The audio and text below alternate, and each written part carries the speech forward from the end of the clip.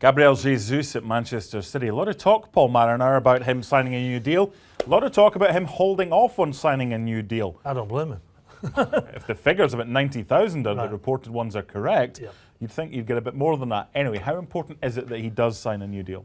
Well, Kun Aguero, obviously getting on in years, but still a sensational striker. I think it's so important that they sign him. I think Pep knows that, he understands it. But I do think they've gone a bit low. You know, I know £90,000 a week is a lot of money, but when you're factoring in the old days, they signed Wilfred Boney for 225 grand a week. I mean, and he never even kicked a ball for him. So this young guy is going to be the future for Manchester City. I'm sure he will sign.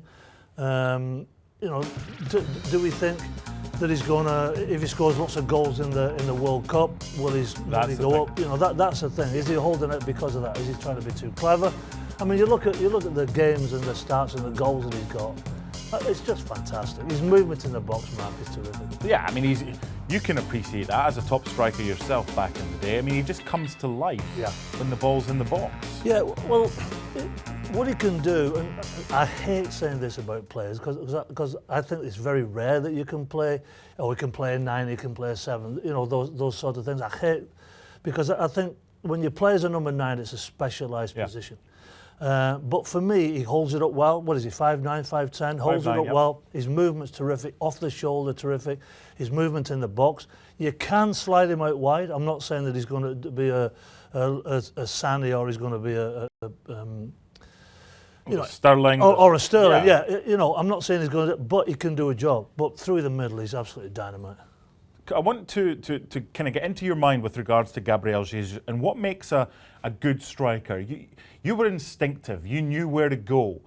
The ball finds him. Sometimes you look at a player and you're like, how does he get so much space? Yep. But it's either a delayed run, it's just awareness. What makes that type of striker? That's exactly. He's never static in the box. He's a gambler in the box. And what he does, he makes unselfish runs in the box. You can actually compare the movement of Harry Kane to Gabriel Jesus, because he will make the near post runs. Kane will make the near post runs for somebody else to get in. But the near post run for me as a striker is the most unselfish run, but it's the most rewarding run, because you take so many defenders with you, and invariably you get a little tap in at the end. And let's not forget, he's still got 3 years left on his contract, so this isn't something that needs to be done now, and I'm totally with him as well. He has a wonderful World Cup, then he's got other interested parties. I'm pretty convinced he'll stay at City, but what it would mean for him is more of this. Yeah, more money, I think he's comfortable in his own skin. I think he's comfortable with the coach. I think he's comfortable with all the lads around him.